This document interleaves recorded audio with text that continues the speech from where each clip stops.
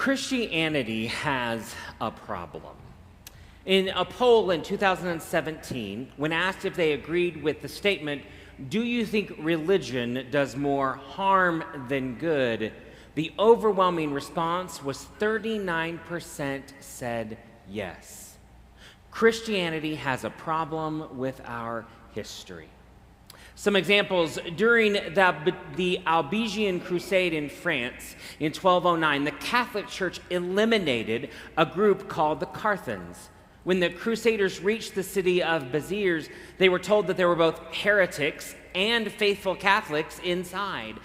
Historical accounts record that the papal legate, when asked how to tell them apart, responded, "Kill them all, for the Lord knows them that are his." In 1493, following Columbus's voyages, Pope Alexander VI issued a papal document called Inter Cetera, which gave explorers divine right over lands not inhabited by Christians.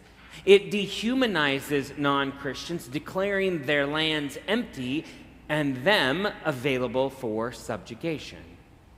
And many of us know the history of the 1864 Sand Creek Massacre here in Colorado, led and instigated by Methodist minister John Shivington, with the knowledge of the church and its lack of pushback.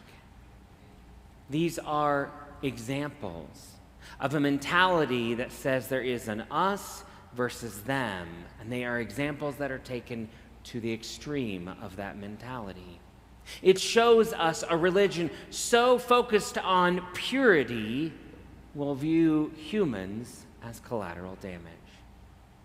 It is hard for the outside world to value religion or an institution, a church that would condone, ignore, or outright promote such violence. It is this behavior that has drawn the phrase, "Lord, save us from your followers." We see the modern ghost of this mentality in the headlines this week.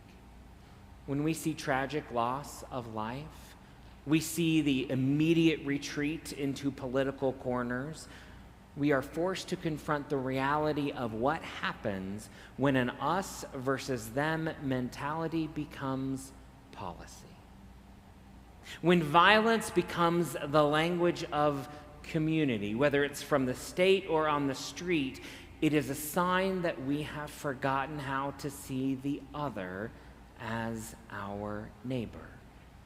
And we are once again watching humans become collateral damage when we value power over people. At the Los Angeles Getty Museum, this painting is shown, and it depicts our scriptural scene from today. Now, in it, you will see Jesus as center stage. He's surrounded by a menagerie of people. His face isn't quite full of fury like we would think it is. His arm is locked with a corded whip. He's seemingly ready to bring it down on people or cattle and sheep, maybe. The crowd is terrified. They're turning away. The child in the corner is reeling from Jesus. People in the background are clearly afraid. It is a uniquely un-Christ-like image for us to ponder. This story out of the Gospel of John, that's found in all four Gospels, is the foundation and grounding for some Christian bad behavior, and unfortunately, even worse, theology. And this morning, we need to look at those arguments and some rebuttals for our modern framework. The first is this: it is okay to be angry since Jesus got angry. We're never actually told Jesus is angry. Now, anger itself is not a sin. I want to be really clear. It is a godly and righteous feeling. It is reasonable to assume he was angry, but the text doesn't flesh that out. The gospel writer doesn't say Jesus raised his voice or that his fury boiled over. What if this scene was more like someone calmly clearing a crowd? Move along, nothing to see here, break it up, you go somewhere else. Another thing we're told is that it is okay for us to flip tables and make a scene. Jesus did. But here's the problem. Notice who isn't making a scene. Notice who is not invited to flip the tables. We aren't invited. Jesus never commands the disciples to act this way, ever. So is it possible that Christ is the only one who's allowed to cleanse the house in this particular fashion? We are told that defying the powers that be is permissible, and we can take destructive action to that end. The passage is regularly used to speak of political disobedience against political rulers. But that's not what Jesus is doing here. Jesus is not flipping tables in Herod's palace or Caesar's court. He's fixing a mess in his Father's house. Do we get to just copy and paste this story into any situation we don't like? There may be a time and a place for a Christ follower to disobey political rulers, but this story is not necessarily the biblical justification for that. The house of God needs a good cleaning once in a while. Jesus does make a mess of things, doesn't he? We know he's unhappy about something that's happening. Most likely there are money changers who are taking advantage of worshipers and peasants and pilgrims. The house of God was being turned into a business, not a sacred space. What was happening in the temple was wrong. We're not denying that, but it is not the justification for violence. And we should always be alert, aware, even angry at the ways God's people are taken advantage of and abused or oppressed. But we should tread cautiously when we think we need to leap to turning tables and grabbing whips. I just don't think that's what Jesus wanted. Jesus sought nonviolence in all things. And we know that because on the end, when he was violently crucified on the cross, he chose a different path. Political scientist Erica Chenoweth, who you may know, her name may sound familiar to you, is the child of Richard and Marianne Chenoweth, has spent years studying a century's worth of uprisings and found an interesting truth. Nonviolent resistance is twice as likely to succeed as armed conflict. And they discovered that only a small percentage, 3.5% of the population, needs to actively participate in that protest to ensure political change.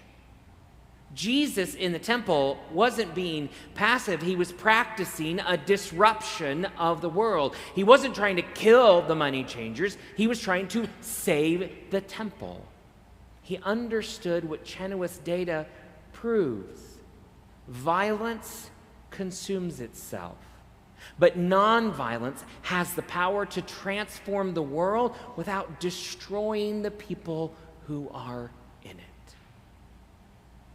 We also need to understand deeply the social order that Jesus is changing the expectations of.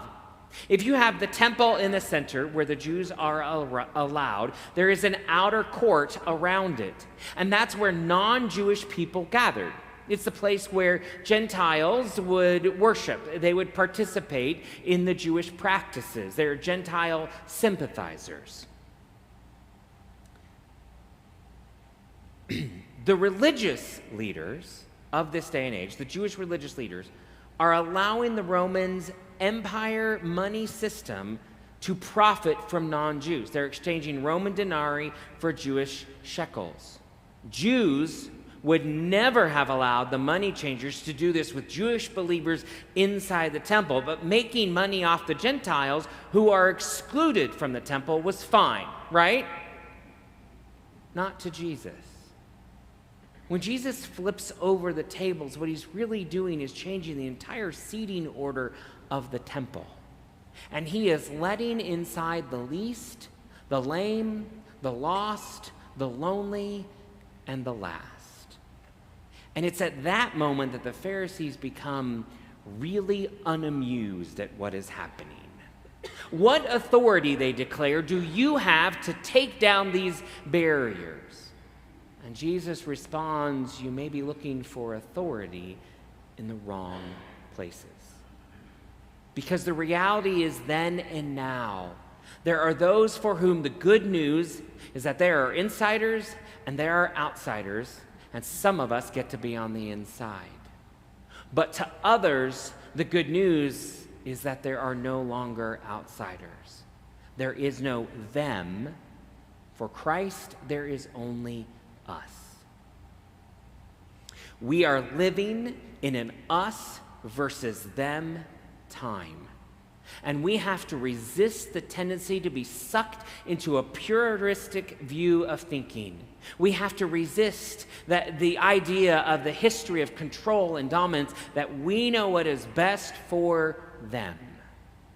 We are living in an us versus them time in our country.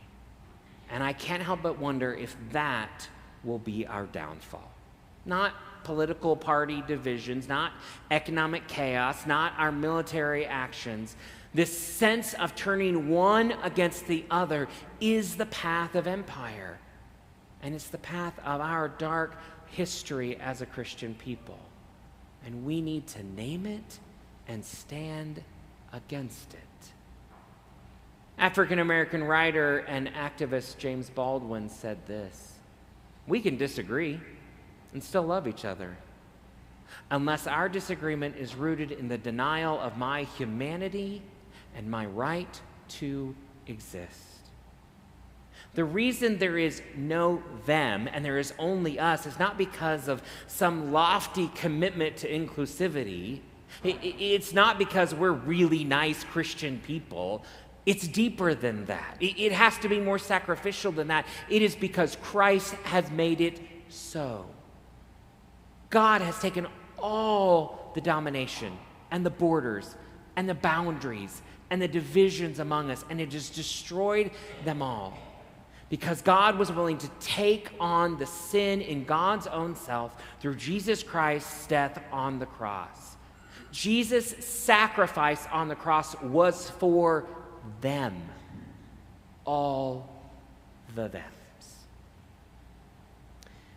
The reality of our world today is that we are afraid. And when people are fearful of one another, we tend to hurt one another. And we need leaders who will de-escalate and seek to bring compassion and mutual understanding between us. What we are experiencing is the inciting of fear and anger. And we need to be part of changing that. Our current climate puts everyone at risk. So when you leave this place today and you walk back out into the world, a world that says you have to choose a side, and you hear voices that say you need to find a them to blame for this tragedy in Minneapolis, or find them to blame for the chaos of our world, I challenge us as followers of Christ to be people who refuse to pick up that whip, even when we are angry.